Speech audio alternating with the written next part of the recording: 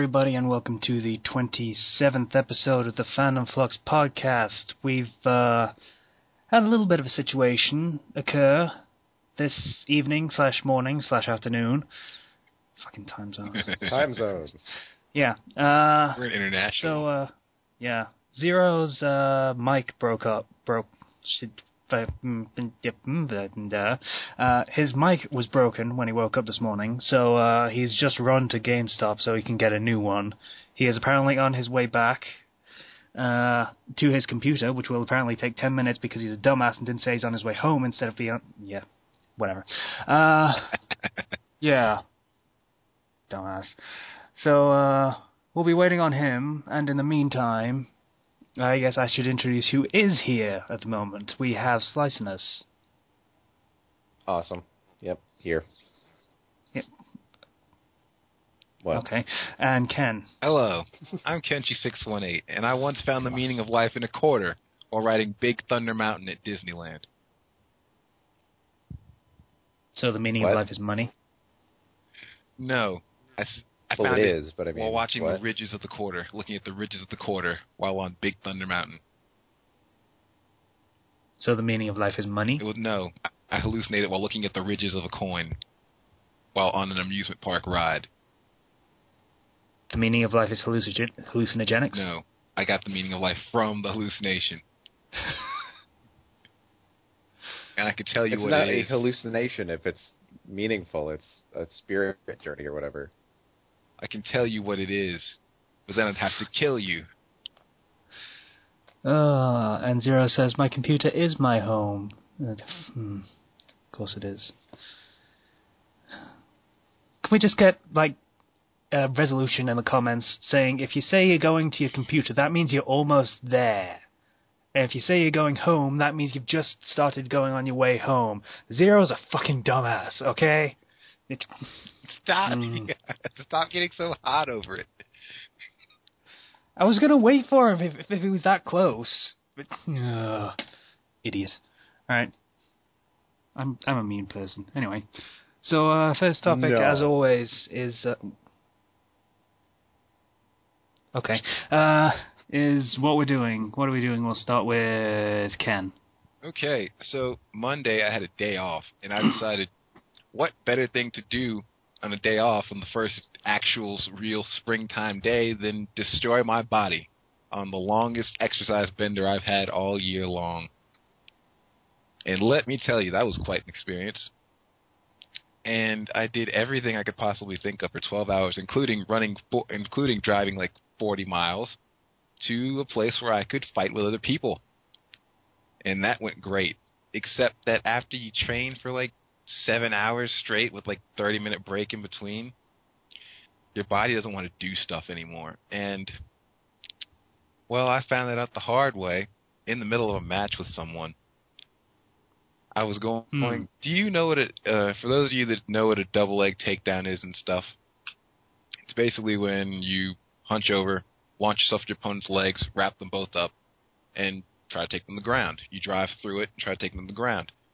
You need legs for that, correct? You need your legs for that. Yeah. So when I went for it, the leg where all my power was coming from just decided to, just not work anymore. Just like, nah, I'm done. Yeah, sorry. I'm done. My left leg decided to give out, just stop working. And I fall face first on the ground with all this dude's weight coming down on top of me. Okay. Now, that's fine and everything. Right. After I landed, my leg still didn't work for about 2 minutes. So I somehow had to pull guard with one leg and drag my other leg over and hold him there until my leg got enough feeling to actually let me do stuff again to defend myself. This is all well and good, but did you win the fight? No, I did not win that fight. You really have to ask that question? I can't. Yes. He could have won it. He's awesome. Don't say things like that. Never say things like that to him. Yeah, I know. I shouldn't have. You should Google rubber guard, because what I did... You should Google a picture of rubber guard, because what I did to protect myself in the meantime was use my useless leg to pull rubber guard. and hold him there as long as I humanly could.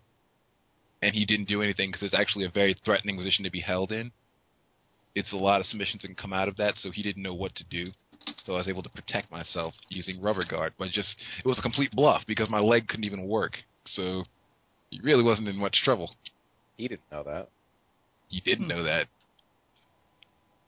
He never found out either because after it was over, I could walk. My leg worked by the time it was over, so I was fine.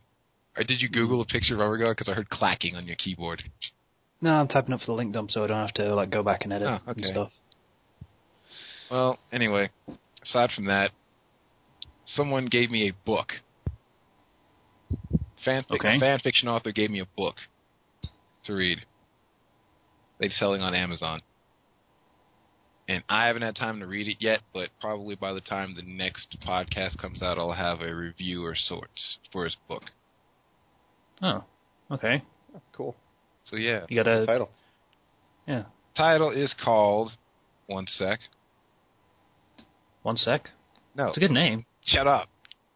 I'm looking up the title. The title is called, quote, A Fox's Love, parentheses, American Kitsune.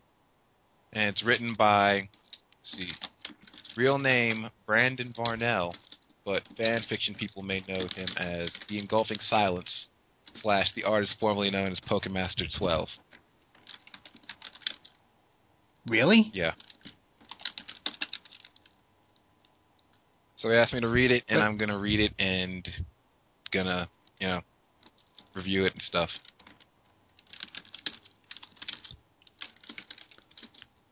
Pokemaster 12? I've read some of his things. Yeah. Mm-hmm. And that's all I'm going to say on that? Okay. Yeah. Fair enough. Let us know how it is. All right. Naturally interested. Next week you will know because I haven't. He gave it to me earlier this week, but I have had no time to read it in between everything I've been doing. So I'll finish it by next week. Good stuff. Zero is still not here, I imagine. So, Slicer, what have you been doing this week? Well, first off, in a moment of lucidity or whatever, I want to say a big fuck you to Larry because I am so out of it. It sucks. That was what was wrong with me last week, by the way. I mentioned that afterward, but just for listeners. So, yeah. Anyway, my dad got me a bow, because my brother and my dad go bow shooting, and he even bow hunts. So, I've been shooting most of the week. My arms hurt. It's kind of stressful on your shoulders. That was, interesting. Going to bed like that. Let's see. I've been reading a lot. It's nice getting caught up on a lot of stuff. And that's about it, really. It's been a very fast week. So have you never done, archery before? Or is this, picking it up again? Yeah, picking it up. I did for a while, but I just kind of fell out of it, I guess. I tried archery once. I love archery. Lets me kill groundhogs in my backyard without using a gun. Always comes back to guns with you people. I don't even try to bring up the gun thing between America and Britain. I don't even try, and you still manage to somehow... Well, here we have options in how we kill people, okay? I can get the sword that you wish you had and use it. Well, not use it. Well, actually, I could use it, just not on people. I can get a gun if I wanted to. I can go get my bow out of the closet and shoot groundhogs as I want to do because I hate those bastards because they kill the litter of kittens. Oh, dude, seriously? Yeah. I hate groundhogs forever because there was this cat, this stray cat that took up refuge in our shed and had kittens, and those bastards killed the kittens. And from that day forward, I vowed revenge. Yeah. Kill those bastards. Yeah. It has nothing to do with what's going on right now, but it had to be told. It did. I'm a cat person, by the way, so this is genuine, not like fucking taking a piss or anything. I'm really depressed by that news that a litter of kittens was killed. Oh, everyone in my family, except for my mother, who hates animals in general, was affected by this. We were all excited. I love cats. Cats are great. Yeah, Everyone should love cats. we've had a few possums wander in our yard. It's a real bitch to kill those, because you never know if they're actually dead. Those are the ones that play dead, right? Yep. Yeah. And snap. You'd think 6 bullets would kill something, but no. It got it back up and started hitting. 6 bullets didn't kill a possum? Fuck. Yeah. What the fuck were you shooting it with, a Derringer? Close enough. It was a 22. Oh my god. That's like a really small. Dude. No, we don't have anything like that in this country, mostly. We have badgers sometimes, but that's mostly in the wild. We don't get them in, like, back gardens or anything. No. Lucky we you. get frogs, though. We get lots of frogs. Fun fact about frogs. If you run them over with a lawnmower, they scream. Are you sure that wasn't just a lawnmower? A lot of things scream when you run them over the lawnmower. Yeah, but you wouldn't think frogs do. I mean, they're not exactly known for their Why am I laughing? strong voices or anything. But horrible. if you run them over with a lawnmower, they'll scream up a storm. They're not happy about it.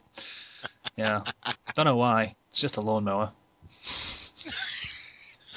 What are we talking about? Right. No, we were talking about what we're doing. Slicer was talking about archery, and then we talked about shooting things, and then it got into this. Yeah, I'll be honest, I'm stalling a little bit just so Zero can get back before I start talking about whatever I've been doing. But, Right. Well, I'll stall some more. The reason I fell out of it is because I dislike using a release. It's this little device you strap to your wrist, and it's kind of like a trigger, really. And it feels weird to me. I prefer using my hand, but archery is about doing the exact same thing, and then over and over again, building muscle memory and all that. But when you use your hand, there's a lot of variation. Stuff you can't really control, like the string slips from your fingers when you release it and it throws off the shot. So I've just been forcing myself to get used to a release, basically. Interesting. Okay, fine, whatever. So what have I been doing this week? I'll skip that until Zero gets back. Should probably skip that too. I meant to send you guys this link before we started, but I can do that now, and you can start watching it while I describe generally what's going on. This is something special that I will link. Oh, God. Yeah. Every time you send something. This is spectacular, though. It's a great thing, and everyone should see it. What the hell is this? It is a tornado. A tornado of rock and lava or something. It's picked up some tumbleweed in the middle of a fire. So it is now a fire tornado because it's filled with burning tumbleweed. Yeah, those happen. Yeah, back away from that. What the fuck are you doing getting that close? Oh, perfect Weather soundtrack people as are well. The fucking metal nuts. track. Yeah, that was an excellent video that 313 found for me this morning. So I thought I'd share that just because that it's is just so magnificent. awesome. Yeah. I love everything about this video right now. Fire starts to die down after a while, but it's still just giant lumps of hay and grass and whatever. Still a giant smoldering tornado. Yeah.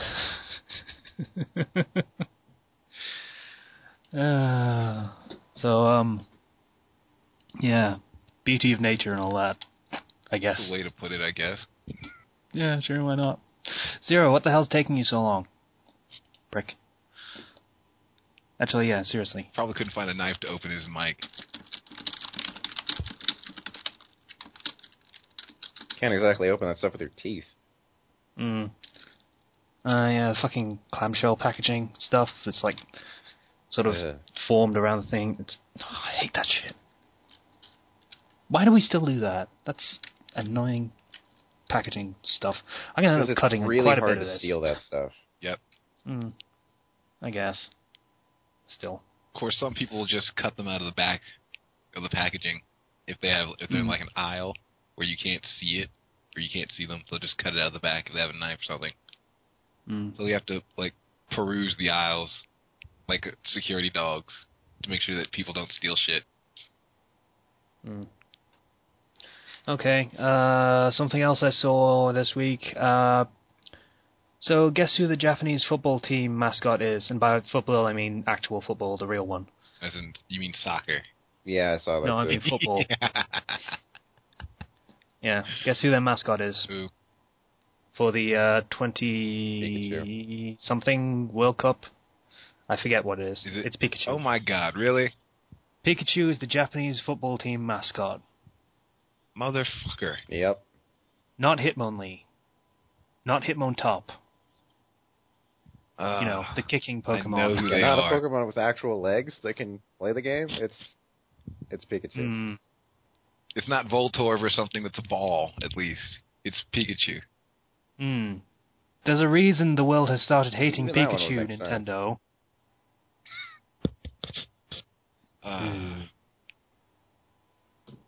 Damn you. Why is Pikachu the most popular one? I don't know. Why does it have to be Pikachu? Just because it's Ash's Pokemon? Just because it's the main one in the anime? He's been the face of the series for quite a while. Like decades. Or a decade, I suppose. No, it's closing on being decades, plural. There's so many better options.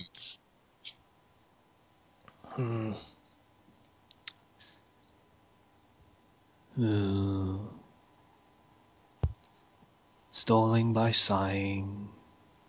Okay, I can't stall for any longer. Alright, Log Horizon. Embrace Pikachu. I watched the entirety of Log Horizon this week. It's actually a pretty damn good show.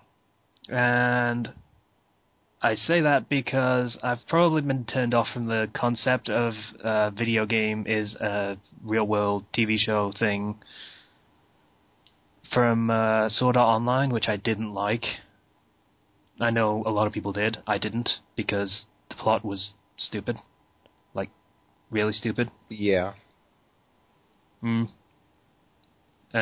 not to make another feminism rant, Zero's having problems with setup, not to have another feminism rant, but the female character that was strong for the entirety of the first half of the series is now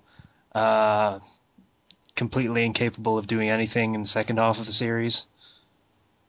And she is now the damsel, and that really annoyed me. To the point where I stopped watching like 2 episodes into the second half, because no, you don't do that. You didn't even get to the worst parts then. Jesus. Wow. Good, that means I made the right choice by not watching anymore. Hey, Zero. Hi, everybody. Oh god, you sound different. Okay. I got That's a better mic. mic. Yeah.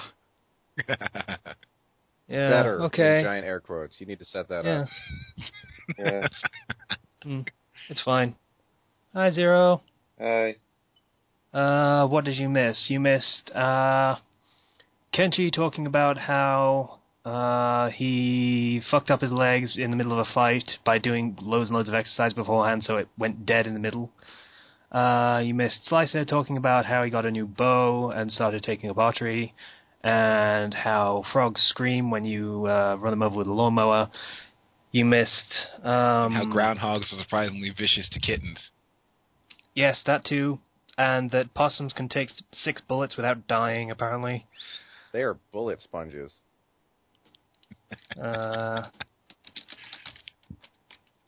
Okay. And, what else did you miss? There's a link a bit further up in the chat that has a fire tornado in it. Oh, cool. Which I found, which everyone should watch. I was going to say you, but no, everyone should watch that because it's awesome. The most metal thing I've seen in like a year. Pikachu is the Japanese football team mascot, which is dumb for the obvious reasons. And Log Horizon's a good show, which is what we were on just now. Oh. So, basically the normal stuff has been happening? More or less, yeah. We're like halfway through what we've been doing. Alright. I guess. So, yeah, Log Horizon, it's a good show. SAO was not a good show. It was a pretty show, but it was not a good show. I recommend the light novels for SAO. That's a good way to put it. Yeah, graphics were good, or animation, I suppose. Okay, why do you recommend the light novels? Because the best part of Sword Art Online was the visuals, and definitely not the plot, story, and characters. So, The light What? novels, I think, told the story a little bit better. okay. That's just my personal opinion, because I read the light novels first. All right, I'll have to take your word for that. But Log Horizon, though, is very good. it is very, very good. It's very, very clear that they're going a bit Arthurian with the whole plot schematic. Yeah. Yeah. Hell, they called the round table, so Camelot. What else are you going to take from that? Yeah, so, obviously Shiroe's Merlin and Krusty is Arthur, the face of everything, and Shiro is the guy in the background being a manipulative guy. I'm going to bet the burly merchant guy is going to end up being Lancelot or something. That would be hilarious. No, I'm a dumbass. I just realized there's the guy in the big black armor with the red hair. He's going to be Lancelot. Yeah. Yeah. So, it's a good show, and just finished the first season, so definitely want to go back and watch, I guess. Slicey, you had something to say about Log Horizon. Wait, didn't that update this morning? It did, yes. The last episode. So it's just finished cool. the first season. I haven't seen it yet. Yeah, the Arthurian parallel is much more clear in the last episode, trust me. You'll see why. Slicer, what do you want to say about Log Horizon? Something about DayZ, right? Yeah, in DayZ and similar survival-type games, online survival, I mean, people always complain about player killing. And Log Horizon explains that really, really well. It's because nobody has anything to do. Like, that is the only option there is for entertainment. So I was just really surprised how well they explained it. That is very true and a very good point. If there's, no big negative for player killing for anyone involved, then why not, I guess. Actually does the computer game tropes quite well in that respect. It does them a lot better than Sword Art Online did because, well, obviously Sword Art Online treats it like, oh, this is your life now. Whereas Log Horizon is more like, this is still pretty much a game, but it's sort of melding very, very slowly into real life. Yeah. Yeah, that was handled really well. It's like, it's not one or the other in most cases. You got to find it out yourself. Yeah. I enjoyed that. And finally, the final thing I'm going to talk about for what we've been doing for me. Do you remember last week I talked about Casey the Altaria, the Pokemon in Pokemon Rob's Yes. Twitch stream? He got used. Did he die? Briefly. Did he die? Yeah, Rob needed an You don't air sound taxi. good. What happened? He needed an air taxi, so I became the HM flyer. Oh, yeah. Slave. That happened for a little while. That's a fate worse than death. Yeah, kind of.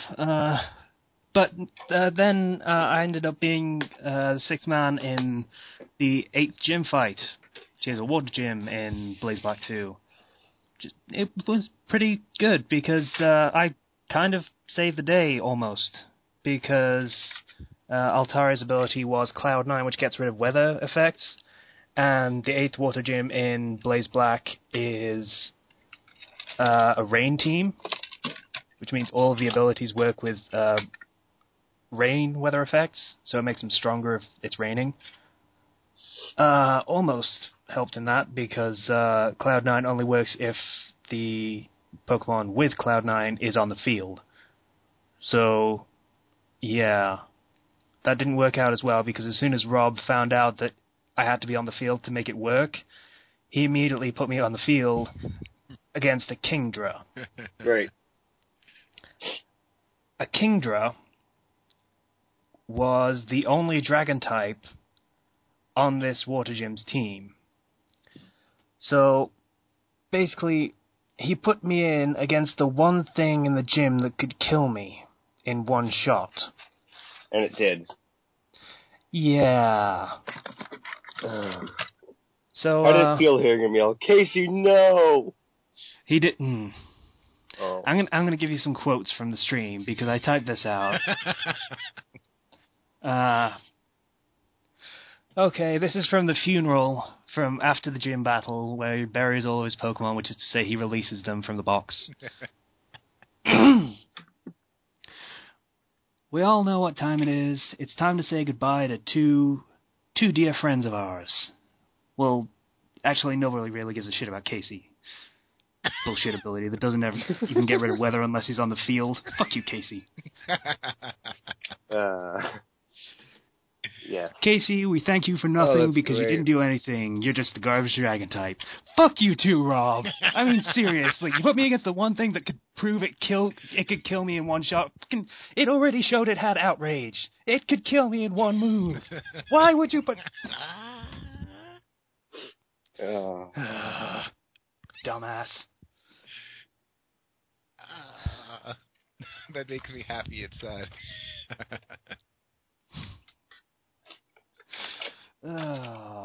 Finally get a fucking Pokemon, and Rob throws a hissy fit and ends up killing me because he's stupid. But yeah, that happened. I was overjoyed when that happened. Hey, yeah. I can't believe you get that. So take your sure. victories.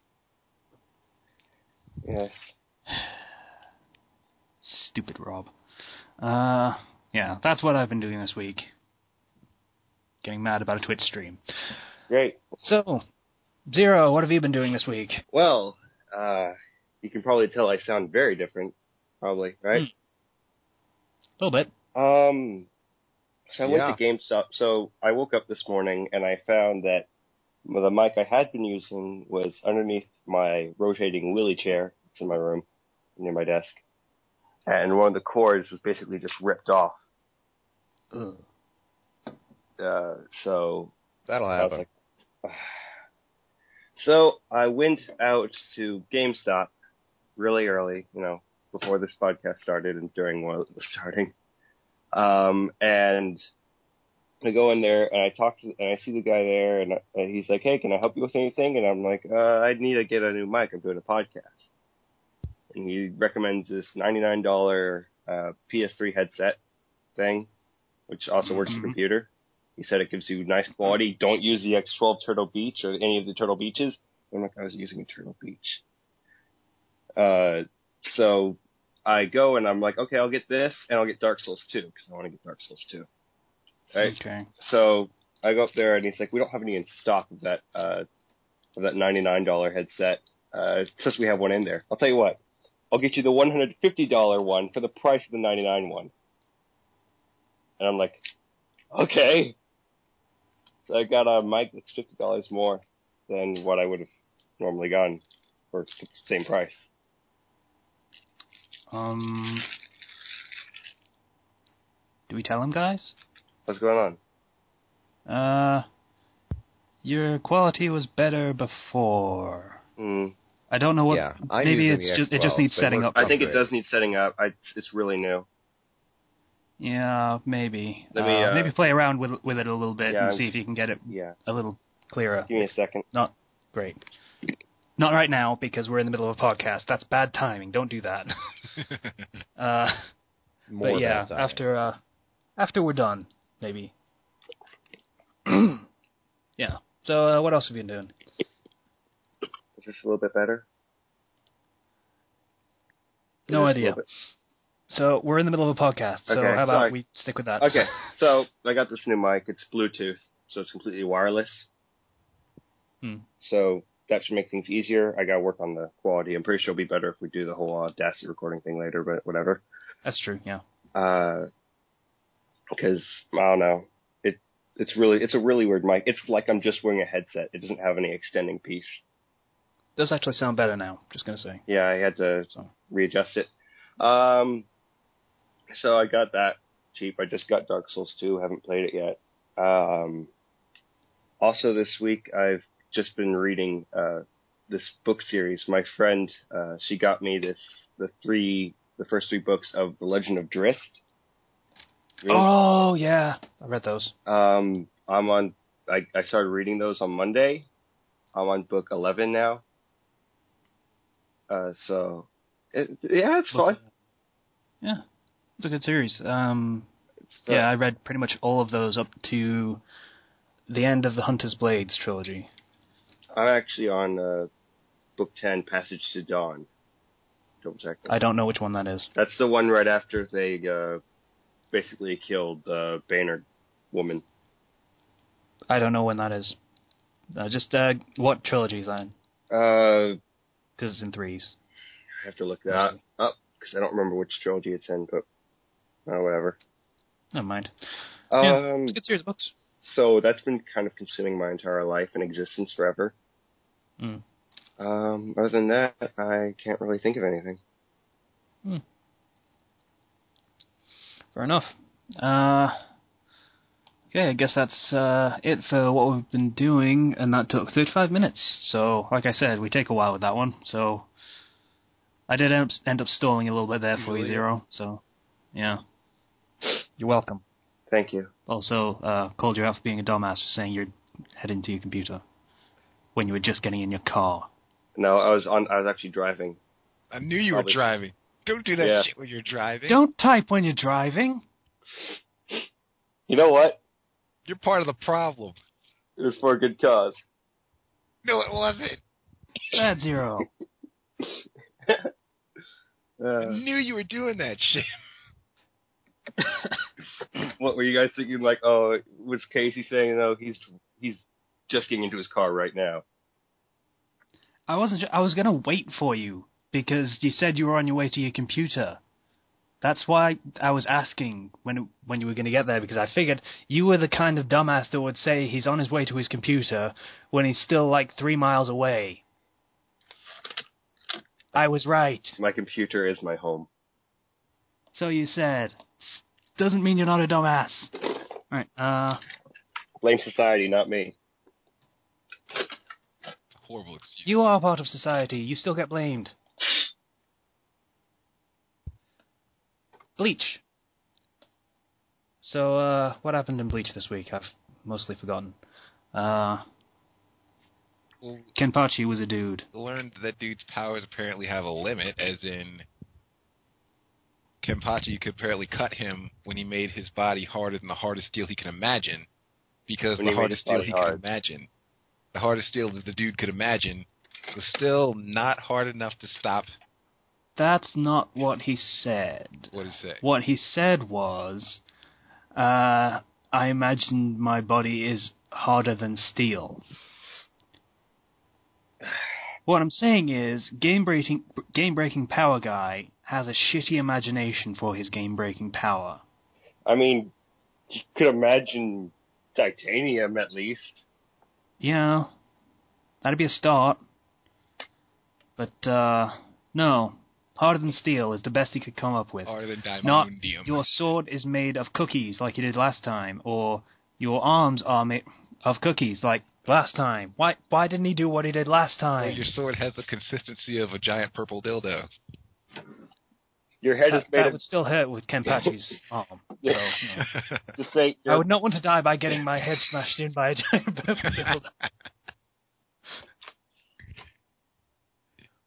Just say your head is made of cookies and there's a cookie monster right behind you. Boom. Death. You can't create stuff. You can just change the physical properties of things. I imagine that rock behind you is a cookie monster. I could probably. I don't even know what his... He's probably going to die in the next chapter, so we're not even going to figure out what the scope of his powers are, or exactly what he can change before he gets killed. so who knows? Oh, don't worry. The next chapter will be 2 pages of backstory about how he drew things when he was a kid, And his parents that beat gave him because his imagination powers. His parents beat him because they didn't like imagination and stuff or something. Yeah, and then what's-his-face showed up and gave him power, and now he's dead. And that's going to be the chapter. Which would also be an excuse as to why his imagination is shit. In fairness, yes. If that's the direction he goes, then that would make some sense. A little bit. Not much. Yeah. But, really? Harder than steel. So, no.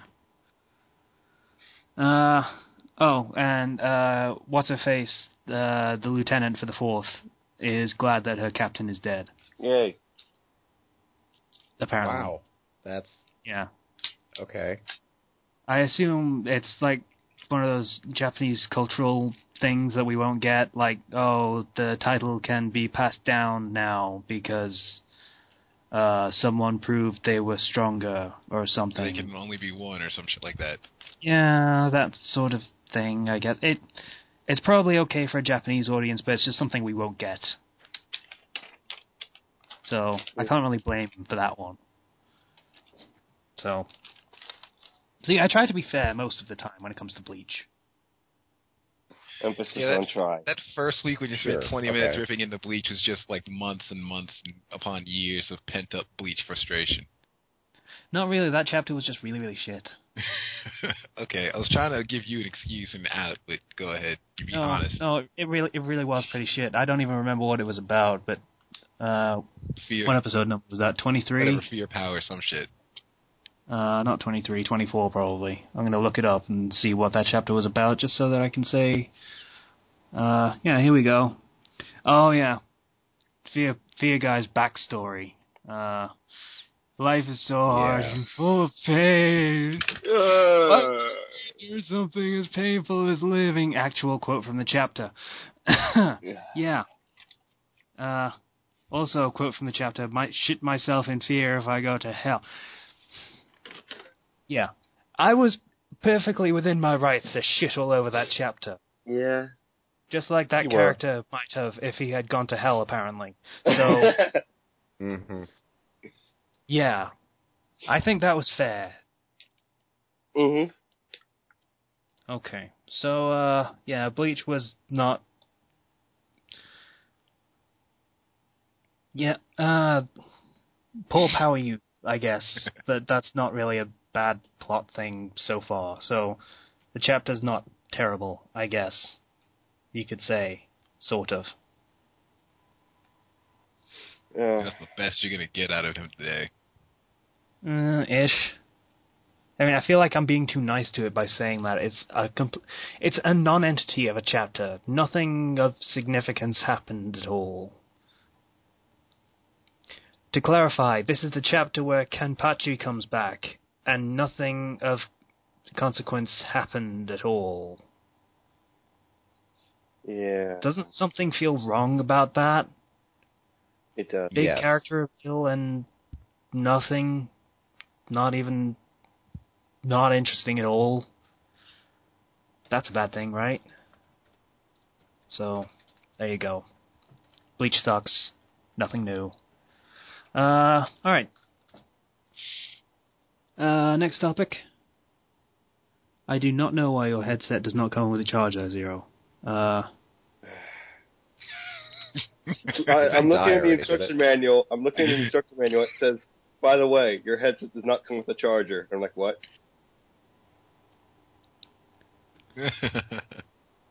Well, I imagine you just have to plug it in and it'll charge or something. Plug it into your computer, I guess. It's wireless. Yep. Wireless usually means it just comes with cables that you can connect to it anyway. I have no cables to connect with it. It literally has no way to charge. Was it a battery or something in there you got to replace? It has, there's a place where I know I can put it in to charge, but I can't charge it. Wow. So that money you supposedly saved is going to be spent on a charger. That's great. buyer beware, I guess. I love this so much. I'm willing to bet I can find a cord that can fit it somewhere, but gosh, I hope it doesn't die before this podcast finishes. That'd be bad. Okay, so we're gonna move on. So next topic is references and stories. So references to other things within the context of your story. Whether it's a good thing, whether it's a bad thing, when it works, when it doesn't, such and such and such and such. So, really bad example. Majin Hentai X wrote a story once. It was Naruto Game of the Year edition. In an early chapter of it, Naruto and Sasuke are running from a horde of fangirls because wacky hijinks, it was the first part of Naruto, that kind of thing happened. So, At one point, Naruto yells, "Run! Get to the chopper!" That's a bad example of using references. Or rather, it's an example of using references badly, to phrase it in a better way. Reason for that: one, the reference doesn't make sense because there is no chopper, as it were. Two, how the hell would Naruto have seen that film that reference comes from? Living in a feudal-style Japan that is clearly not Earth. I have no idea. Yeah. Especially when you mentioned chopper. Like, what the heck? Yeah, they don't have choppers, either motorcycles or helicopters, so that makes even less sense in that context. Yeah. I'd say there's some rules to making a reference to other works in a story.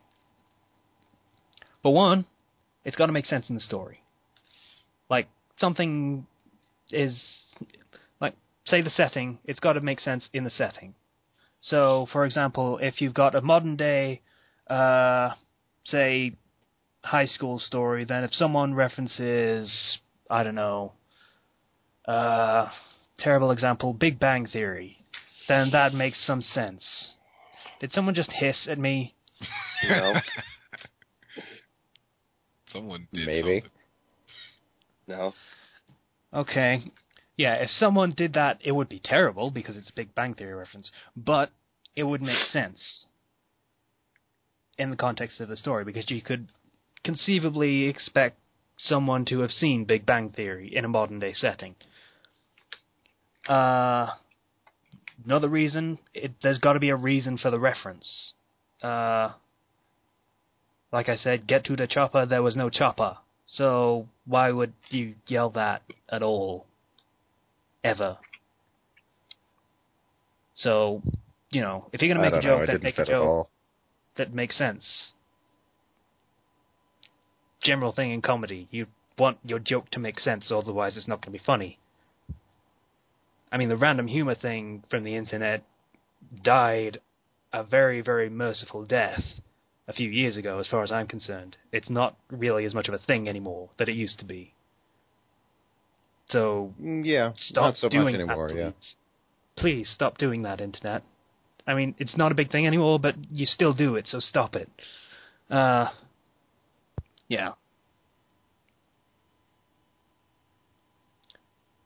So, another good rule. If you're doing a reference, don't make it obvious that it's a reference. If it's still funny, even if someone doesn't know where it comes from, that is even better, because anyone can laugh at that then. For example, Ken. I use Ken too many times for good examples. But, Ken, I remember at one point, I think it was in History's Strongest Shinobi, you did that was the worst something something ever of all time line. Probably. I don't remember where it was exactly, but it sounds like something I would do. I remember you doing that. I called you on it in a review. And it made sense in the context of the story. Not necessarily in the sense that someone conceivably would have seen it, because it was Japan, but it made sense because... I remember where it was now. I think it was like either the first or second chapter where it was like Kenchi didn't know anything about fighting yet, and he threw a punch, and it was a terrible punch because he didn't know he was a wimp at the start of the series. So, for him, that was the worst punch ever of all time, or whatever. Yeah, probably something like that. Yeah, and it didn't make sense in the context of the story because those characters probably haven't seen Red vs. Blue. I'm just going to throw that out there because they're Japanese and it's a very Western culture show. But, yeah. It was funny because it's a funny line just in and of itself. Mm-hmm. Just in the delivery of it. I mean, you even left the pause in there just to make it clear the tone of using the phrase.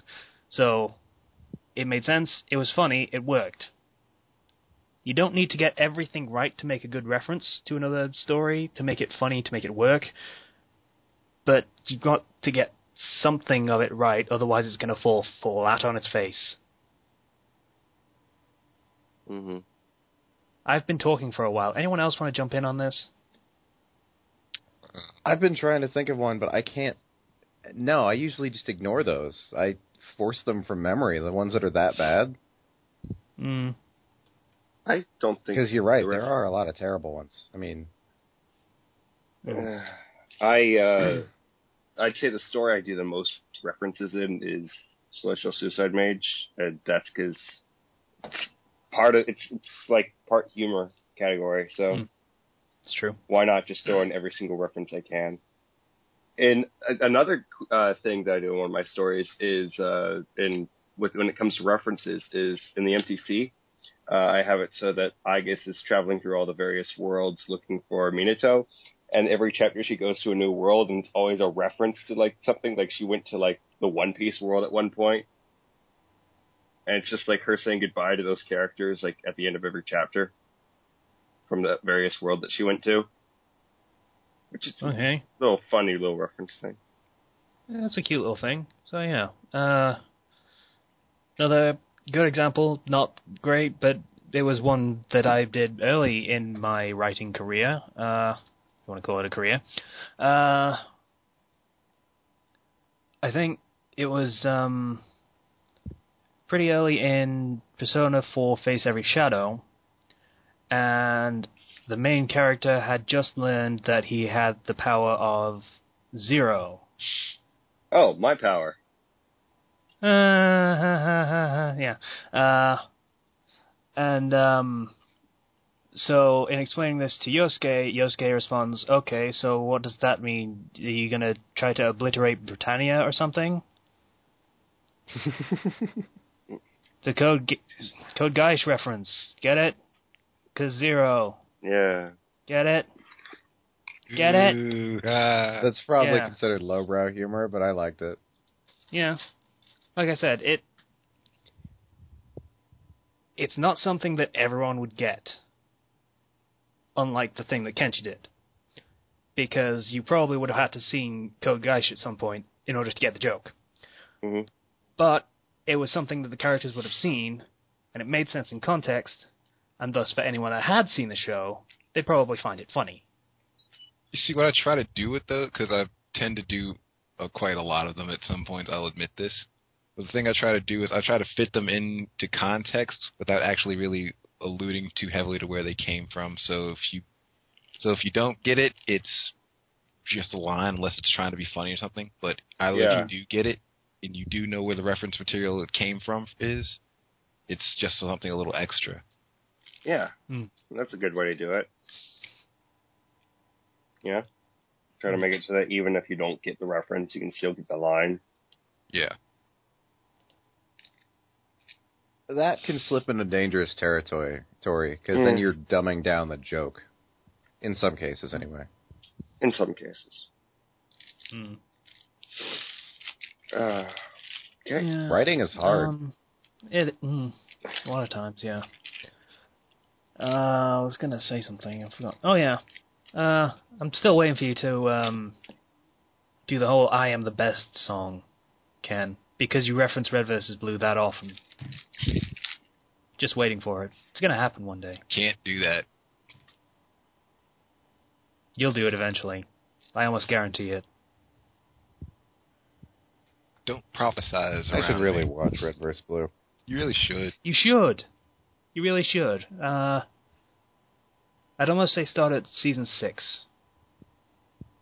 Yeah, I fell out long before that. I think I watched the first 3 seasons. Are they? Yeah, you'd be fine just starting at boring season 6. or something That's, by comparison? that's when it has a plot. I Yeah. see. Season 6 has a plot and, characters actually doing things and all this stuff, so it's a lot more entertaining that way as well. So it's not just really mediocre joke after really mediocre joke over and over again. And then, zany thing that Caboose did. So, starting from season 6 is a good point to start. How many seasons are there, anyway? 11. Yeah, oh, 6, okay, so still plenty of material, even if you start that late. Yeah, 6 through 10 is like the golden years or something, if you want to call it that. It's just like the best the show has ever been. And 11's a little bit going back towards the first 5 seasons of style. We got a little bit off topic, because we do that. Is that everything we want to say for references? I believe so. I'm good.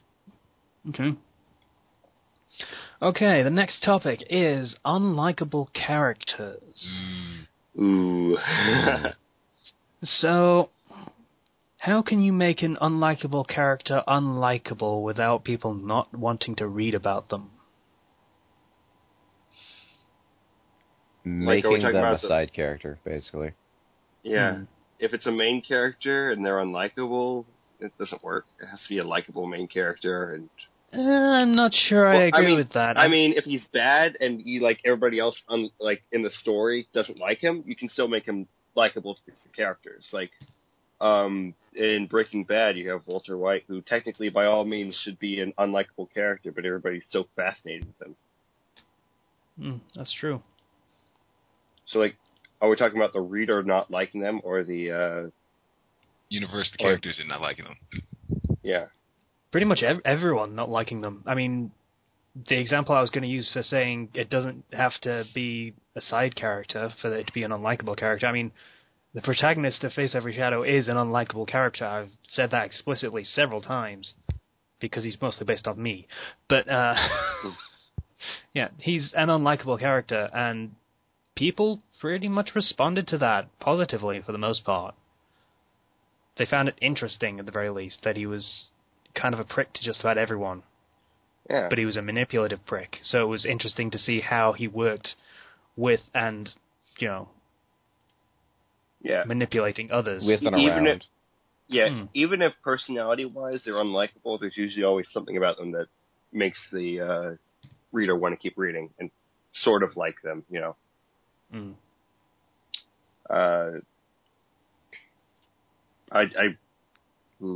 The only example I used was Walter White, Breaking Bad.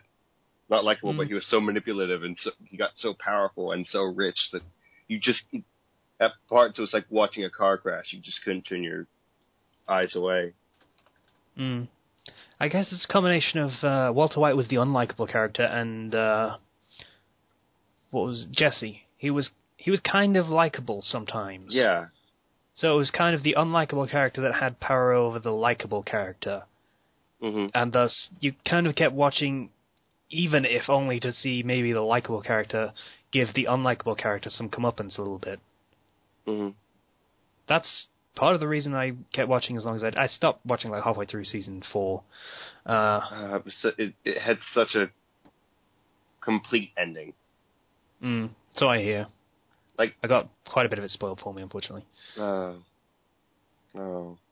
Still, you should watch one of the last episodes, like Ozymandias or whatever it's called. Yeah, I know what happens in that one. That one, the acting in that is superb. That's something you have to watch, but we're getting off topic. We are a little bit, but it's still about unlikable characters, so... Actually, that show was filled with unlikable characters. Yeah, most of the cast was unlikable. I mean, his wife was unlikable. He was unlikable. His brother-in-law's wife was pretty unlikable. Yeah. Brother-in-law was pretty unlikable. He was kind of borderline for the most part. Yeah. He had his ups and downs, definitely. His son was, I guess, sort of likable. I didn't like him very much. The Walter Jr. Mm.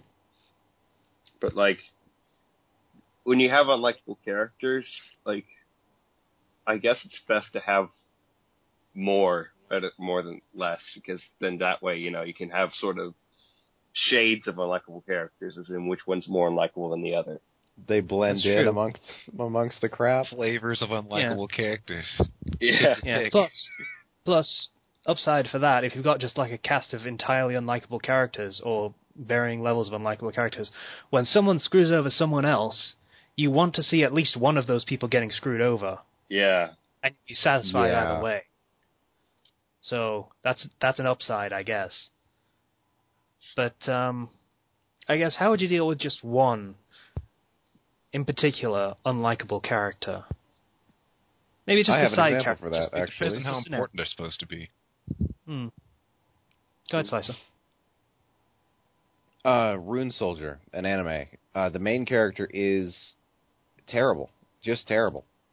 It's like set in a fantasy RPG kind of setting, but it's not actually a game, so it's not like Sword Art Online or Block Horizon. Yeah, it's just an actual story. Yeah.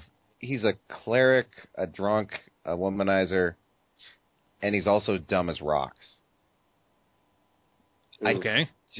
I actually stopped watching the show because of this. It's a cool show. The concept is pretty good, but it's just, he is a terrible character. And he showed no signs of improving at all. I stuck with it for like 10 episodes. I can't believe I did that, but it's terrible. Mm. That's how you don't do an unlikable character. That's true. In fairness, we should probably look into what we mean by unlikable characters. For example, Naruto. Borderline. I find Naruto to be an unlikable character, even though he is designed specifically to be a likable character. Yeah.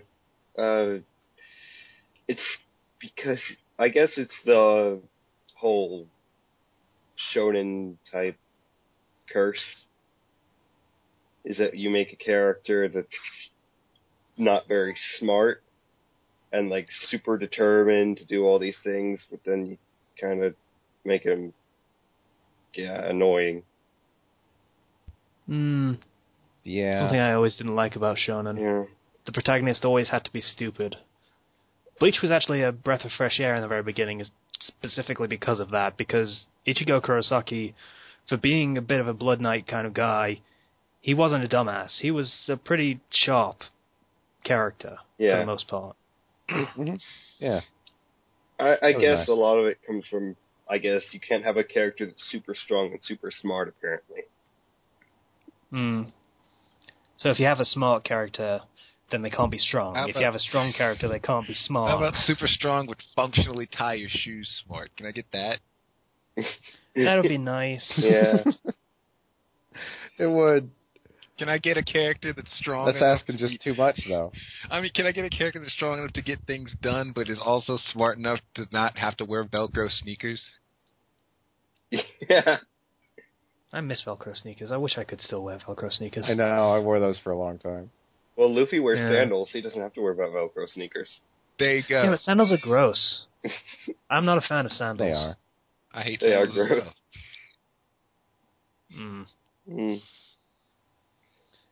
Fandom Flux hates sandals. Sure. That's an I okay suppose title, we can alright. endorse that. Fandom Flux. You heard it here first, folks. This is how titles are made. Yeah, we take something from the show. Oh. That's it. I absolutely detest sandals. Like, you get, like, sand Getting in back it. on topic, I think I've discussed it before, but you go. There you go. Yeah, seriously, Slicer, All right. go. I think I... Right. I've mentioned it before, I'm pretty sure, but in Fate Zero, Castor is a horrible person. His master is equally horrible. They're, what was it? Serial killers who specifically target children. And they don't kill them quick, either. It's, they decorate with them. It's pretty disturbing. But by the time they die, you actually really like both of them, just because they're so well written. It's weird. I didn't expect to like those characters. I expected to hate them forever, or like cheer when they died, but no, not really. So characters that are well written, or at least entertaining, can be unlikable to the cast, but likable to the reader. There's a good tip for you, audience. Make your characters well written. Yeah. Writers. Yeah, just flat out. There you go. That's all you need. Well, I guess that's our job as the Fandom Flux podcast entirely finished. Make your story well written and your characters well written. Yep, that's it. Our work is Hang done. up your coats. It's over. I was expecting my check in the mail. You're not getting paid. I'm not getting paid. You think you're getting paid? They don't need to know we're not getting paid for this. I want to get paid. I do too. You're going to get the bill, if anything. Here's the charges for Audacity, or Pamela, or whatever it was. The full version of it. It's true, actually. Anyway, we got anything else to say for not references, we did references, unlikable characters. I'd say just make sure that when you have an unlikable character that you're able to clearly define maybe their motives or what has made them to be this unlikable character, at least a little bit, because giving people insight into why that unlikable character became so unlikable would be is one of the things that makes it interesting and gives a character more depth. The why of a character generally is pretty important. Yeah. So probably even more so when the character is unlikable, because it has even less to fall back on. Like, if we saw Walter White, like, in Breaking Bad without knowing that he was everything about him, like, would he be as If likable? we didn't know he had cancer, if we didn't know he had a family, and that's why he was doing all this, then he would be less likable, and he would pretty much just be a generic villain. Yeah. So, you know, by doing the whys, you can give your character more depth and actually make them fun to read. Yeah. Okay. I think that pretty much covers unlikable characters for the most part, except for the ones that are unlikable not by design, in which case that pretty much comes down to really poor writing. Just side character story arc. Sorry. Go ahead. If you're the author and you realize that, or it's pointed out that one of your characters is unlikable, don't deny that. If it's pretty obvious, just accept it and write around it, I guess. Or I suppose you could try and make them likable, but for the most part, once it's already set in, it's just, they suck. Just accept it. No stopping the hate train. Yeah, hate train. Yeah, that's true. It's a very good point. Yeah, and if you try and make them likable, then you end up with, what's the name of that character from Star Trek Next Generation that was really annoying and famously annoying? The guy that Will Wheaton played. Star Trek. I know who you're talking about. I don't know his name. Oh, Trek, right. Wesley Crusher, was that with it? Yes. Yeah? Wesley Crusher. Yeah. You end up with someone like him who the writers keep trying to force down the readers' or viewers' throats, and they end up hating him more. Yeah. Because, no, we don't want this character kind of sentimentality. So, what they did with Raiden, only they failed completely. Oh, yeah, Raiden was supposed to be like a troll, wasn't he? A little bit.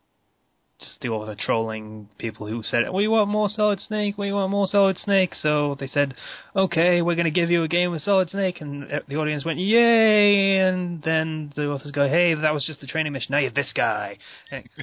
Oh, I wanted to be Solid Snake some more. Yeah. I didn't care, really, honestly. But yeah. And again, Metal Gear. I didn't care one way or the other. Yeah, it was, I was about to say, okay. I was about to say, we shouldn't talk about this if you don't like it. Yeah. Alright, side character story arcs. Hold on 1 second.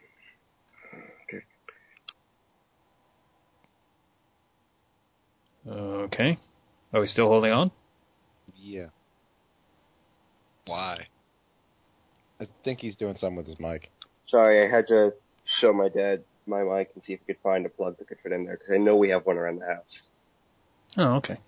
Because I don't want this to die. But what I was talking about with this topic was that, when you basically can tell part of the story by taking the focus away from the main character and focusing more on the side characters.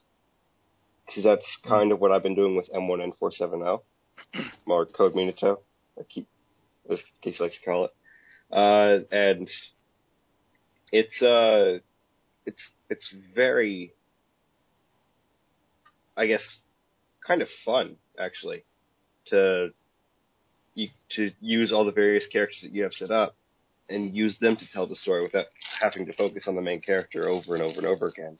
Because there is a point when you are like, I'm sick of this main character. I'm just kind of tired. He just kind of talks about the same thing all the time. Yeah. Once you've established your main character, you've established them. You don't need to keep going with it and doing the same things over and over and over again. And it's nice. It's a nice breath of fresh air to focus on someone that hasn't gotten the spotlight before. Yeah. That you can just start establishing on their own, aside from whatever the main character thinks of them or how they interact with the main character. You're doing something. I don't have that issue. In fact, I have the opposite. I'm a horrible first person for doing this, but if I don't like any of the side characters that are in that plot line, I just skip it. Like, even if I really like the story, I'll just skip right past it. All right, my headset's now charging. Yay! Awesome. So, okay. So back to side character story arcs. I kind of do actual. For a while, I was planning to do. Actually, I think I have done this before, but what I introduced in my story, the SWS, my story within a story, which are short little first-person sections to each chapter, centering around a side character or any sort of character.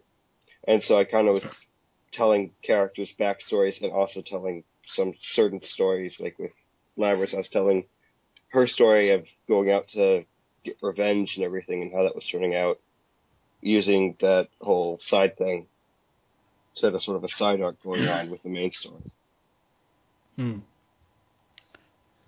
Yeah.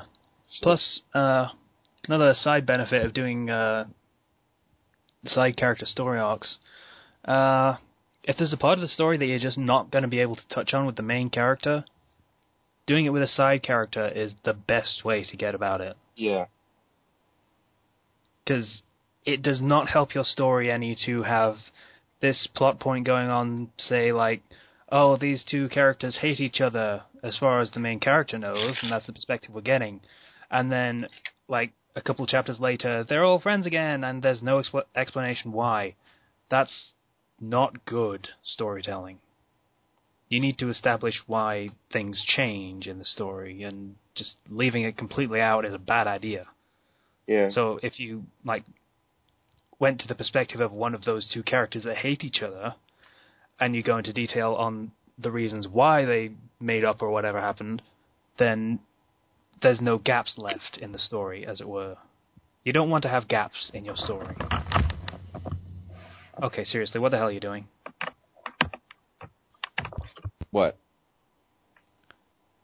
No one else hears the clicking? Of course I hear it. It sounds like you're wrestling with pillows or something. Just the one click was me muting my mic so I didn't cough right into it. That wasn't me, though. It wasn't you. 0. It's new mic day. Come on, give me a break. I'm adjusting things. Oh. Could you not do that after we've finished recording? Like, not do that in the middle of recording in front of, like, 20 people? The audience is tiny. You know I need what? to write a new chapter so I can promote Whatever. things again. Everybody promote things again, please. Can you do that? Okay. We have no audience anymore. I guess. I need to update more. Or update at all, true. rather. Likewise. My bad. Definitely won't be promoting anything in the next week's time. Well. I'm sorry, Yeah. 20 listeners. I'm sorry. Alright, side character story arcs. Anyone got anything else to say? Well, I don't really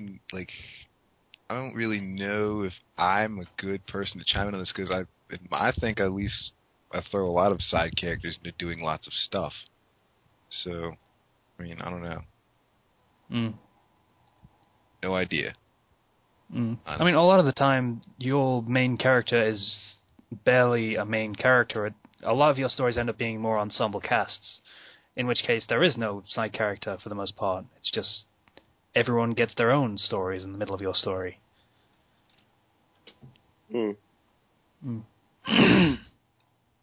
Which is another way to handle it, really. Yeah.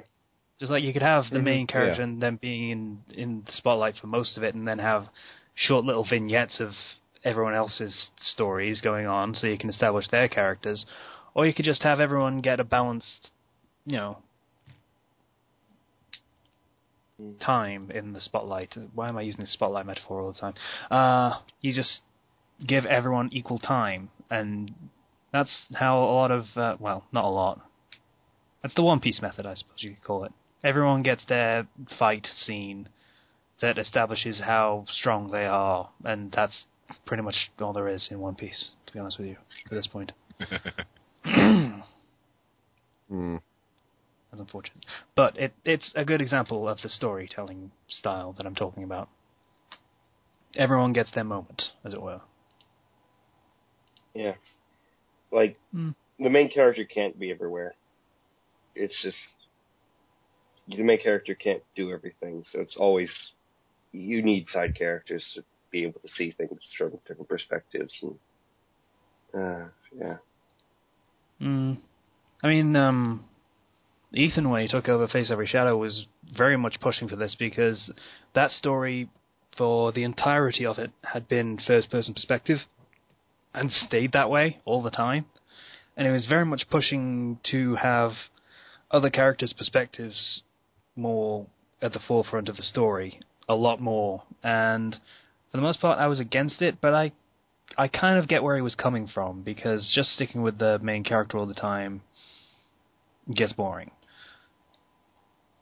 And everyone else is kind of left in the lurch as far as characters are concerned. So, it's not the best way to go about it. Yeah, there's a definite, like, sort of problem with first-person stories in that they often find that if they stay strictly first-person, it's really hard to get in other characters as important. Every character, other than the main character, is a side character, really. So I've seen some people use a mix of first and third person. Because nothing's better than using some epic foreshadowing that requires a third person point of view. Like, the two characters meeting in the dead of night that aren't the main character. I mean, how else are you going to do that other than third person? Yeah, there are limits. Those scenes are so corny. I hate those. They can be done well.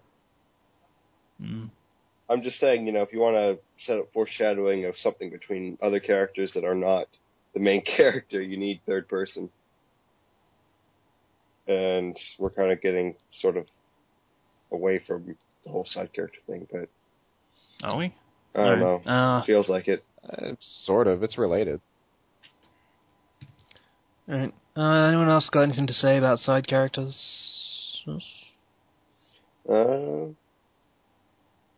No, I think I'm good. Okay. Time skips. Fuck time skips. Sorry. I take it Slice is not a fan. I just like time skips a lot. They can be useful. Would you like me to explain, or yes? Somebody else. I'd love to. Yes. I'd love to hear you explain, because that's the entire reason I brought it up. I want to hear what people think about this. Oops, sorry to bump my mic. Anyway, Canon time skips, like, say, the rebuild movies for Evangelion, they're so limiting. Like, they force the story, railroading, and it's bad for fan fiction. Very bad. Even the time skip in Naruto was... I see people using time skips when they don't need to. It's ridiculous. The Naruto time skip, I am not against, to be honest with you. There were very good reasons for that one in particular. Or the... I'll readily admit that. It was... They'd kind of exhausted that time period, so moving on was the best, but... What that also signified was that the story style was changing a great deal. I mean, like I think I mentioned this earlier in this episode. Early in Naruto, you had a lot of wacky hijinks going on and stuff like that, and that kind of vanished when you get into Shippuden territory. So that time skip signified a change. Massive air quotes. As it were, yeah.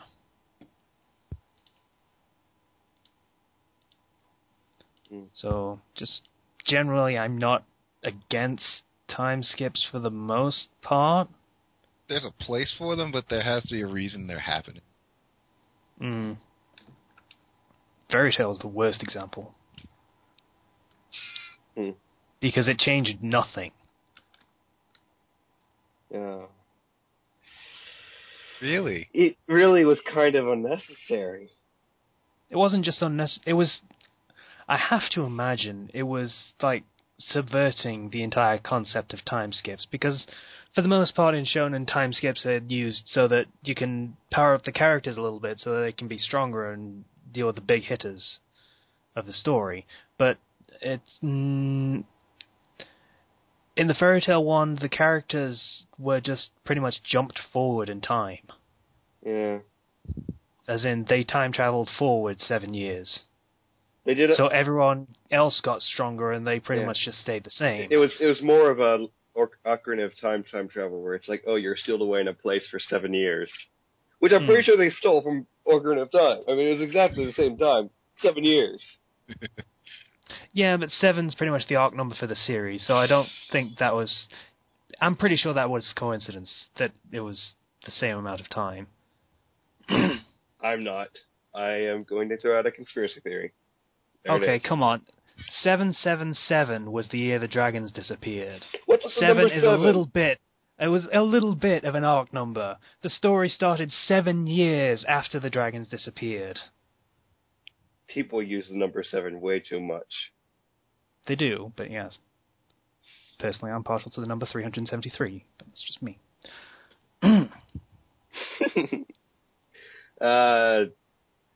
One Piece had a very good time skip, I think. Ish. Well, they established what was going to be happening during that entire time. Like, with every single character, they were all doing different things, and they all promised to meet up in 2 years. They all promised to get stronger by then. So, yeah, it's not like it came out of nowhere. That's true, and I probably would have liked it a lot better if the characters didn't all turn butt ugly in the some point in the middle of that. They didn't all turn butt ugly.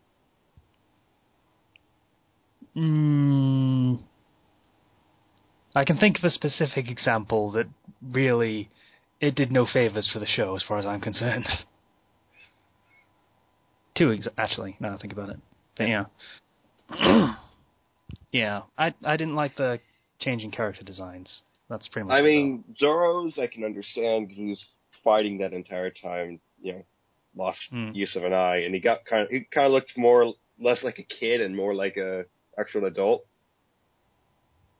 Luffy's okay. Sanji kind of looked weird, but I think that was the joke. Yeah. Sanji spent 2 years on an island full of cross-dressers, yeah. So he has some reasoning for why he kind of doesn't look as great. Usopp looks weird. He toned up, bro. He's been lifting. It looks weird. You have to drop a bro in there? Yeah, I did. In fairness, I could see bro being used to describe Usopp a little bit after the time skip. Yeah, after the time skip, you gotta use bro. Nami, Chopper didn't change. Chopper didn't change. Chopper is going to be the eternal Chopper's the reigning mascot. He has to be the same all the time. forever. Frankie got kind of weird. Kinda? Yeah, a little bit. just a smidgen. Yeah. Then I still can't believe how Brooke, I think, got the.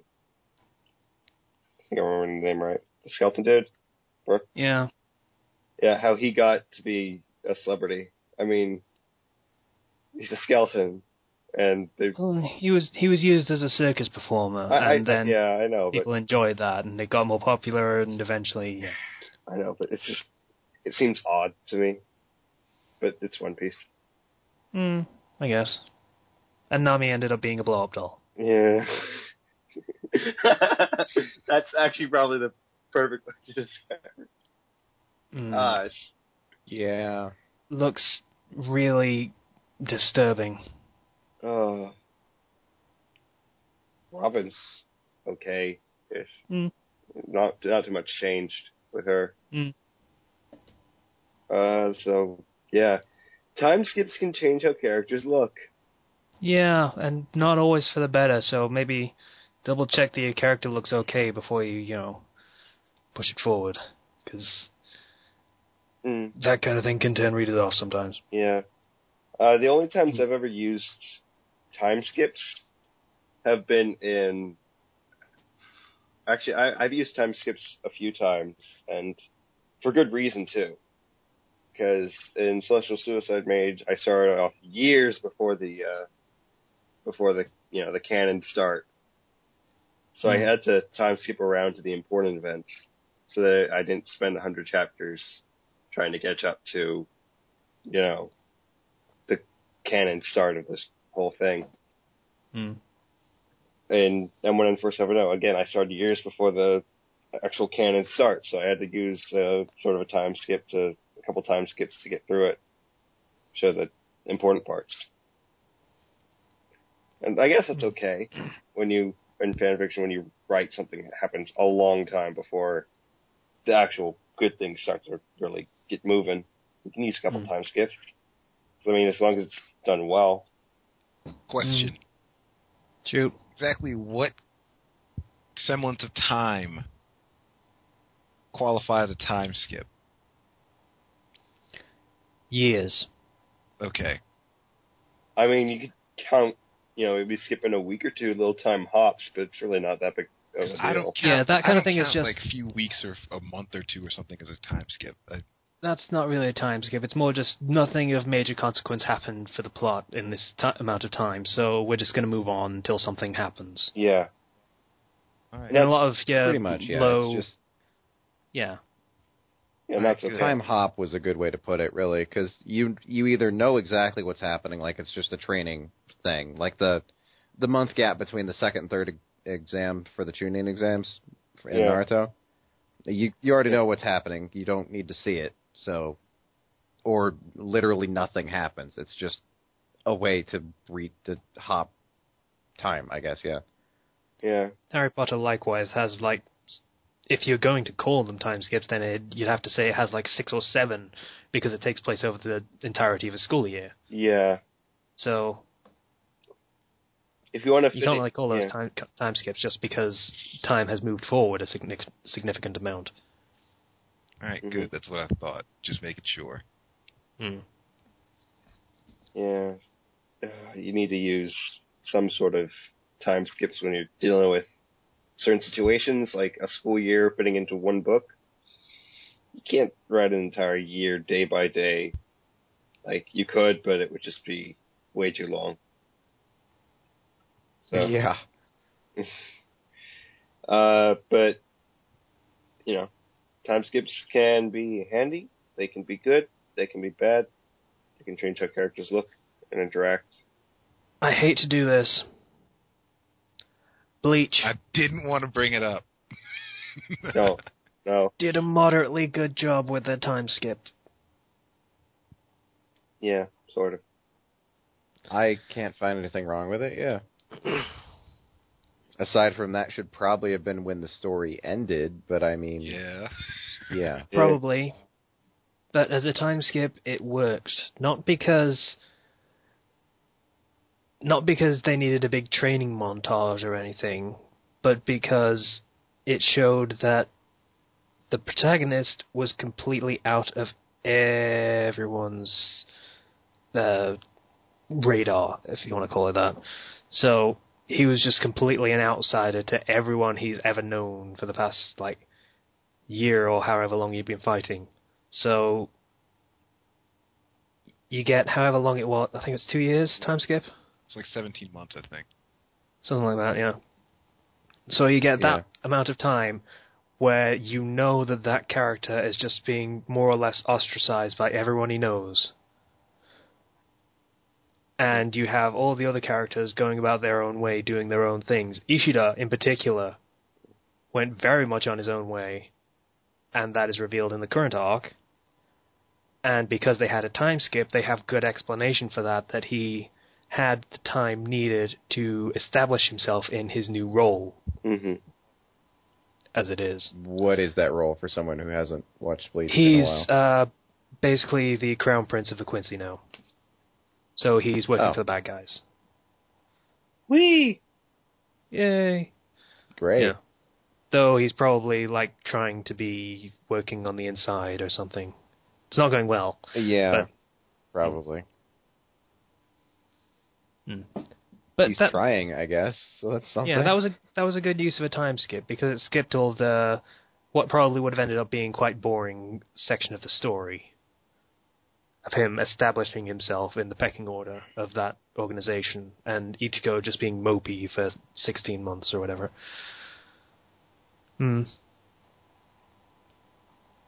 Yeah, I thought that was a good example of a time skip. Wait, are we talking about the time skip before the Fullbring arc? Yeah. Yep. Or is it more recent? Okay, yeah, never mind. Mm-hmm. So I have praise for Bleach again. Will wonders never cease. Weird. Bleach, you do things bad, but sometimes you do things good. You did things good, and then you slowly started to do things bad. No, you did things good, and then you did things bad, and then you did things okay, and then you did things really, really, really bad. Yeah. Bleach, I'm sorry that the you cause suffer. of everything. Aizen watches you while you sleep and plans your demise. Ichigo has every superpower known to man and undead man. Ichigo is every single species that ever existed. Ichigo is half panda. All right. I've got a question, I think. Actually, I'm waiting for that one. That would be a cool power-up. Yeah. It fits with the black and white thing that they have going on. Slicey, you were saying something? I was just asking what the question was. Or not the zebra? What he said, because I was talking. Yeah, question thing. We're on to question. What was our question? We should probably have looked up what a question was. Professionalism is the name of the game on Fandom Flux. What do you think about stories that try to be full of gore and darkness in an effort to break the original work or because they don't like it? Ooh, your dark fic stories. I actually have a really perfect example for this. Fallout Equestria. I've mentioned this before. I know I have. But it's a crossover of My Little Pony and Fallout. Fallout is not a good universe. I mean, it's not good. And it's jarring to see pastel ponies in such a universe, but it's so good. I fully recommend reading it. Okay. Yeah. Dark Fix, I'm not a fan, really. For the most part.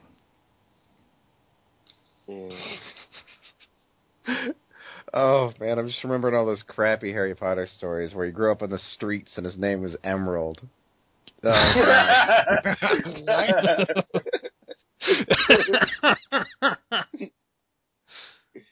Sorry, from the Oh, now we're here. That's a prostitute's name. You don't know. Maybe he was. Yeah, it is. Oh, maybe he was. Okay, fair enough. Well, it fits with the dogfic theme. Yeah, I guess. Well, I don't know. It's England, and that kind of stuff's semi-legal here. Prostitution doesn't have to be dark. Right. Yeah. Emerald. It doesn't have to be, but it usually is in the fan fiction context. Usually Please tell me involves you have blackmail. I can put in link dump. Please. What? Nice. No. Do we have something that I could put in the link dump? Do you have any of these stories favorited or alerted? God, no. Why would I do that? Aww. So that we could link it and have everyone else have a laugh at their expense. Oh well. Why Emerald? Because of his eyes, I imagine. Yeah. He was really... dumping a trash can, so his only identifying quality was his eyes, I guess. I don't know. Not the scar or anything, the thing that everyone points out. I've seen one that has him called Lightning before. Oh, of course you have. Yeah. Wouldn't have been a Final Fantasy crossover at the same time, would it? No, thankfully no. That would have been a weird story. Yeah. So yeah, Darkfix. I'm not a fan, mostly because they tend to have a lot of Darkfix end up just being, hey, everyone turned against the main character for no explicable reason. I kind of want to mention the very well-known Persona sort of Darkfic. Okay. You guys remember Setasuji, the infamous leap thing, where the protagonist is the same personality as Adachi? If you don't actually say the name of the story, then you can't look it up. It's B-A-S-T-A-R-D. What? What was that? Sorry? Post it in the link if you're not going to say it. I don't know how to spell. Could you say it? Could you? It's the title. If you're not going to write it, post it in the link, for Christ's sake. Good Lord. Kenchi, I'm trying to get him to swear. He's not going to. We're just going to sit here for 10 to 20 minutes trying to get him to say anything. We totally would. Oh, man. I can't. You don't got time for that shit. I can't. Don't read that story. Seriously, don't. Don't. If you like Naruto, don't read that story. If you like characters, don't read that story. Which one is this? I've seen a couple of these. There's two versions of it by the same guy. So either one is really bad. Like, how do they differ again? I don't remember, but I started reading one of them and then I just stopped. I was like, nope. So which one is this? Is this the one where Seta manipulates everyone into not rescuing people and Chie commits suicide in the bathroom because they didn't save Yukiko? Or is this the one where he pretty much just rapes everyone? That's the second one. Okay. Oh, God. This is why I stopped reading. I made it to like the second or third chapter. I was like, nope. Yeah, that's a good policy. You made a wise decision. Nope. Like, I've seen certain fics where they have sometimes Naruto really dark. Yeah.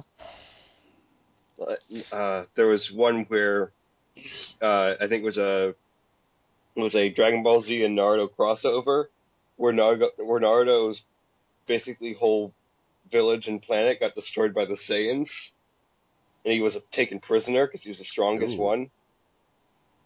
And it got dark. Like he got really dark in that one. I'm definitely not a fan of Naruto Darkfix. That actually sounds like something I'd want to read just to see. Specifically because Naruto Darkfix end up being Naruto wants to destroy the world for some reason. Because, life is so hard and terrible, I'm going to kill everybody. Oh, God. No.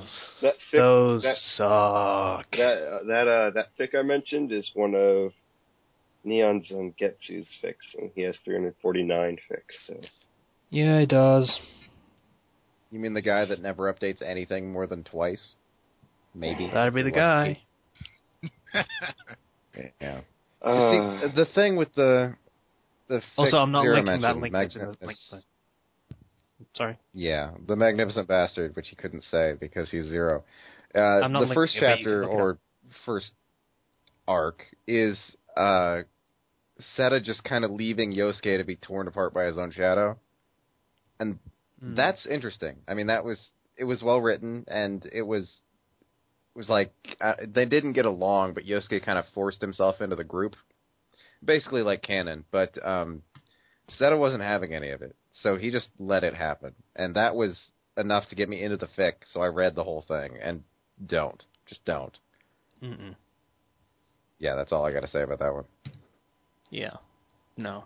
I'm trying to think of look other it up bad ones, but if you're really curious, you can look that up. We've said the whole title a few times. I wouldn't recommend it, so I'm glad we're not in the recommendations section yet. Yeah, I'm not linking that. Yeah. Dark fics have a problem. A lot of the times, authors don't have any moderation of how dark they want to go. Like, yeah, they'll just keep going and getting darker and darker, and then they have no story because there's no comeuppance for the main character because he can't keep getting darker if someone catches and stops him. And that's the main driving force of the story. It's not good.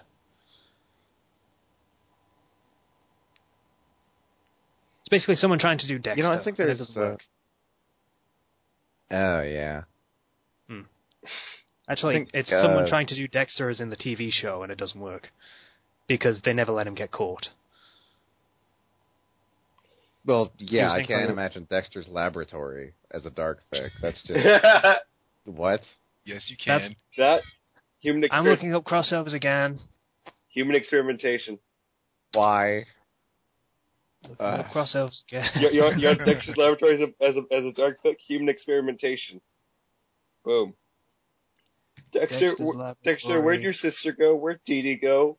Dexter just smiles. Crossovers. Yep, there it is. 3 stories for Dexter and Dexter's Lab crossovers. Actually. Of course. Yeah, oh, sorry. Yep. Only 3, yep. 2 of them are rated K. So, that seems... One for all the family. What? That's impossible. Oh, okay. I'm so confused. One of them is called Best Friends.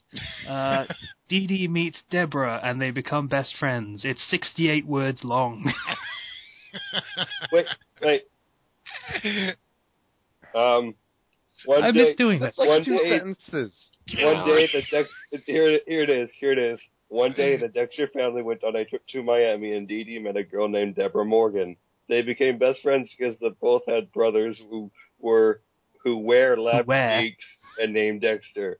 They went to the park, ate cotton candy, and rode some rides. This is a nice way to get away from our brothers, said Dee Dee. I agree, said Deb. The end. Wow. That was spectacular. Truly moving. I am emotionally moved. Linking this. Then there's the other fic, Dexter meets Dexter. Dexter meets Dexter are in places all verbs with the word Dexter, but can Dexter before Dexter's Dexter? What? Okay. That was weird. Yep. Yeah. Thanks, Internet. I don't...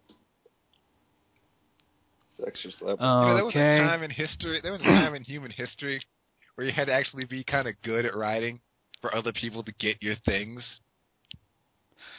Yeah, that time was long past. Yeah. And the third story is an M-rated fic where I assume Dexter, as in Dexter Morgan, murders Mandark. Yeah. Yeah. Dexter's Laboratory and Magic the Gathering. Oh. Why are we looking Okay, at I'm Dexter's pretty Lab sure process? nostalgia goggles are ruining this one, but there's a fic Naruto called Black Flames Dance in the Wind, Rise of Naruto. Yeah, I followed that one for a long time, but Yeah, I did its too. release date they're so far apart, it's just ridiculous. But I'm 100% certain nostalgia's saying that one's better than it actually is. Yeah. I'm gonna... I wouldn't want to read it again because of the content in it, but Guys, yeah. guys. I found a VeggieTales and Lord of the Rings crossover. What? VeggieTales and Stargate. Ooh, and Sonic Underground. Yay. Why am I doing this? Aren't VeggieTales the mouthpieces for Christianity? Yeah, basically? Okay. Christian veggie cartoons. Captain Planet I think and I found Futurama. something that made a lot of people's days. A crossover Dexter with Glee. Does a whole lot of people get murdered? I have to imagine that's what the concept is based on. I'm okay with this. Yeah, I'm down. Okay, one of them is a pairing story, so All right, never mind. Fuck it. The other one. Okay. The other one is also a pairing story, except it's explicit that Dexter is a serial killer. That's the only difference. So, that was a letdown. Sorry, audience. That really was. What the hell? How do you cross over a story with a serial killer and Glee and not have half the cast get killed?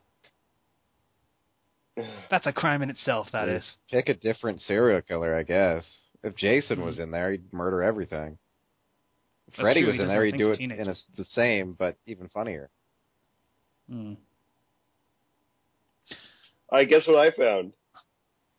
Adventure Time and Breaking Bad. Adventure Time and Breaking Bad. All right. Finn, we have to cook. Jake, we gotta cook. Jake. Oh, God. Why? Why do these things exist? Okay, You wanna see here's the summary of one of the fics in this category. I think it will be there you go. Can I just pick something out for Slicer? Dexter and My Little Pony. Great. Dexter's Dark Tales. Arriving from Manhattan, Dexter must adjust to his new life in Ponyville. But in such a pleasant and quiet place, how can everyone's favorite serial killer find victims that fit the code? I imagine that story is just Dexter trying to find someone evil enough for him to kill. That sounds hilarious. It kind of does, actually. I might actually take a look at this one. Can I kill you? No, I'm pretty good. I didn't know he had a code. Yeah, he only kills people that kill other people. Huh. The first few seasons were actually pretty good. Then it all went to shit when they decided he could never get caught. I heard they should have ended that one way earlier. The fourth season would have been the perfect ending, as far as I'm concerned. He drifts off the sea, never to be heard from again. That was the canon ending, yep. That happened. I found a fic called Bible Screw-Ups. The summary is just random stuff. All copyright to owners. I own Russian Jesus. It's a crossover between the Bible and Thomas the Tank Engine. 512 words. This isn't going to be another thing like You're in Jesus, is it? Probably. I don't think I can take another one of those in this lifetime. This is nowhere near as good as it. Never mind. Oh. This makes me sad. Hey guys, you know where the topic went? Or do we even have a topic? I don't even care We were anymore. originally talking about dark fits. We were originally talking about dark fix, and I'm still talking about dark fix. answering I'm trying to find a good the Dexter crossover. Okay. I was very disappointed by the one Dexter and Twilight crossover. Oh. It does not have murder as far as I'm concerned. I think one of the Twilight characters ends up being a murderer or something. High School Musical. Right. So, to answer your question, Dark Fix can be good, but it usually involves the same kind of thing that a crossover does, in that you really need to plan it out, and you can't go overboard with it. Or if you do, make sure it's a good kind of overboard, or it's like the ending, and you want that. You want to end on a explosion of gore, or something. Or something. Can I just... Yeah. One last time, this is the last one that I could find. Dexter and 50 Shades trilogy. Naturally. What was that? It's a trilogy? What the hell? Yeah. If anyone on the internet remembers 50 book. Shades of Grey. Yeah. Oh my goodness, what did I just find?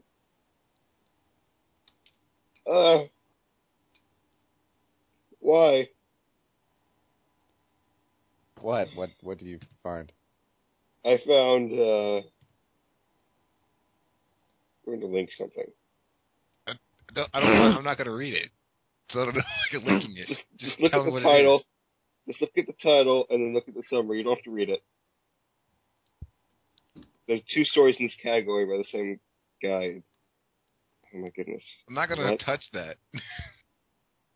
I don't know what this means. I don't know what it means either. It's what? The carnal lust of a carnivore and a legomorph. The unforgiving. 4. The fuck? Does that mean there were 3 before it? Are there 3 before it? I'm going to look it up. No, there are not. It's an ironic title. God damn it. I'm disappointed by that. Okay, now I have to look at it. Damn you, Zero. All right, we're going to end this topic now. Dogfix, plan, please. By the way, the summary of this is Binturong finds new love in the phallus of a rabbit. Whatever that means. Oh God, I read most of it. Oh my eyes! God damn it, you guys now have to link this shit. It's a My Little Pony and Breaking Bad crossover. Yeah. I didn't know there was that many ways to misspell badger.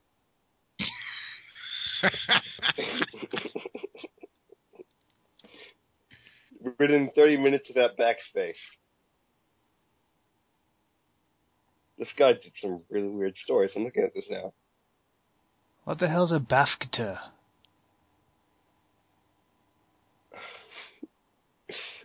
This person's wrote pairings for SpongeBob and Bowser, and Walter White and Jesse Pinkman. And what? I don't even... Oh. Okay, I'm going to stop reading this. I didn't read it. I just stopped myself. I don't want it. I don't want it. So, you linked it anyway, you monster. Yeah. Christ. All right. Let's move on to something happier. Moving on. Sane, Last like topic. Recommendations. Who's got a recommendation? I already linked mine. God damn it. Well, it's getting linked anyway, so fine.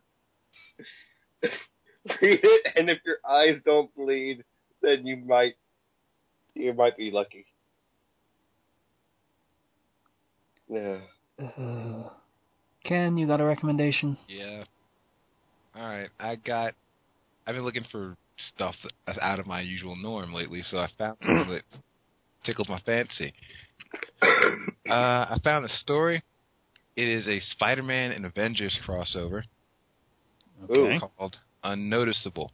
And basically, the gist of it is, it's based in the aftermath of the Amazing Spider-Man movie, like the one that came out a few years ago. Yeah. One's got a sequel coming out, I think, in May. And it's after the Lizard fight, Spider-Man got the attention of Iron Man, who was intrigued in bringing him into the Avengers, despite the fact that everyone thinks Spider-Man is a criminal and all that shit.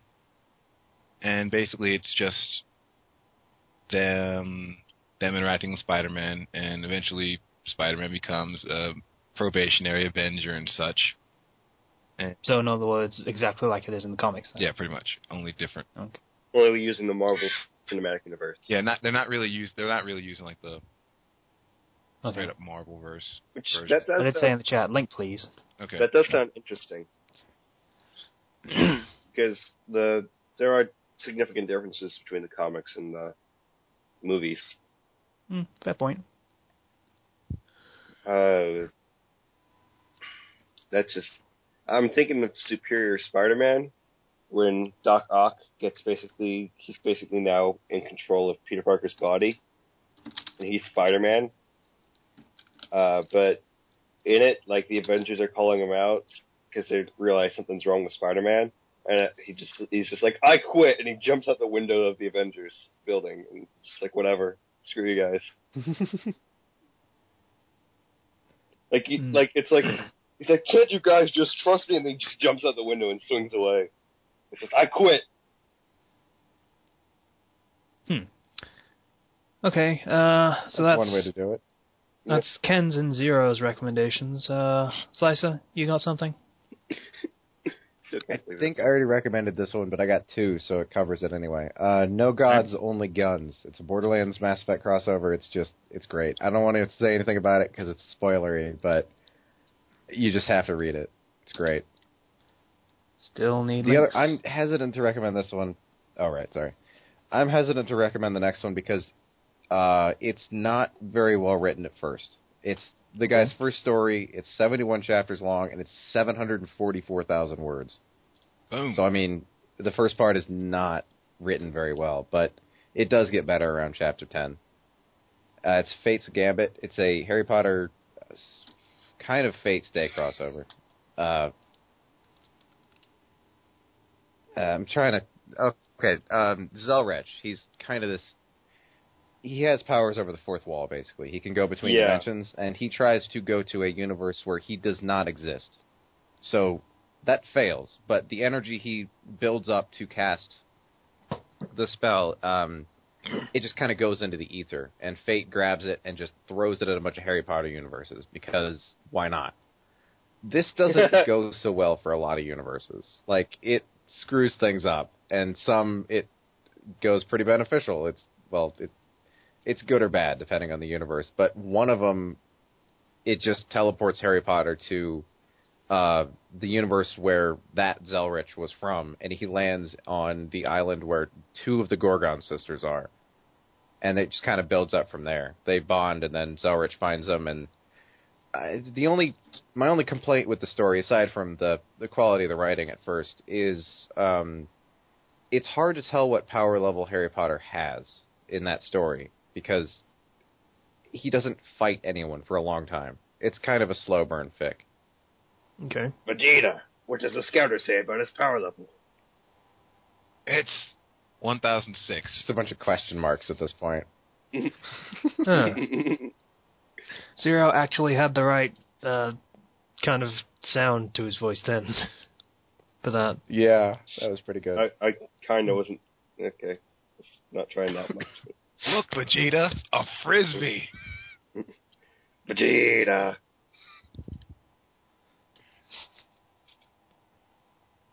Anyway, so this is the voice acting segment? Okay. Vegeta. Yeah. Go ahead, Casey.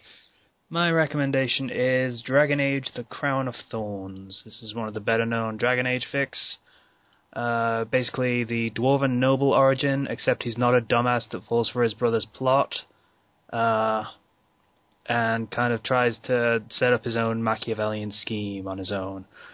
All of the origins are in play, so you have the Dalish elf, you have the mage origin, which is also an elf, you have the human noble, you have the dwarven commoner, and like I said, you have the dwarven noble, and they're your wardens for the,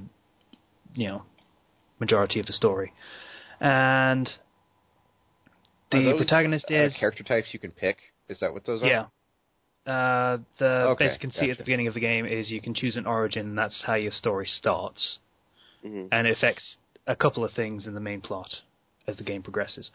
So your protagonist is this... do, I hope? More so than that. Much, much more so than that, yes. Your protagonist is the aforementioned Dwarven Noble, who spends the majority of his time hatching Machiavellian schemes that are mostly to the benefit of society, and then considering himself a terrible person because he's so manipulative. Mm. His catchphrase is more or less, "I am a terrible person." So, it's actually a good fic.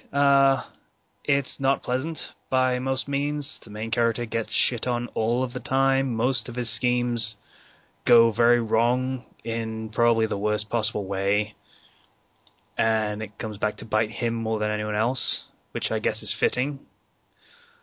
Very well written. There's a lot of music recommendations to play alongside reading it, which I'm not particularly a fan of doing, but if that's your bag, then they're probably pretty good. Big tendency towards the epic battle kind of thing. Yeah, it's a good story, and very long. It's not finished. It hasn't updated in over a year, unfortunately, but it's like 880,000 words at time of recording, so it'll take you a while to get through. So, give it a shot if you're a Dragon Age fan. Otherwise, you're probably not going to like it. And I guess that's pretty much everything for this week. God, that was a weird one. I feel like I say that every week. Wait, is the quality consistent, or is it like mine where it's the earlier chapters are a little meh? No, it's pretty consistent. Oh, that's pretty good. Yeah. All right, cool.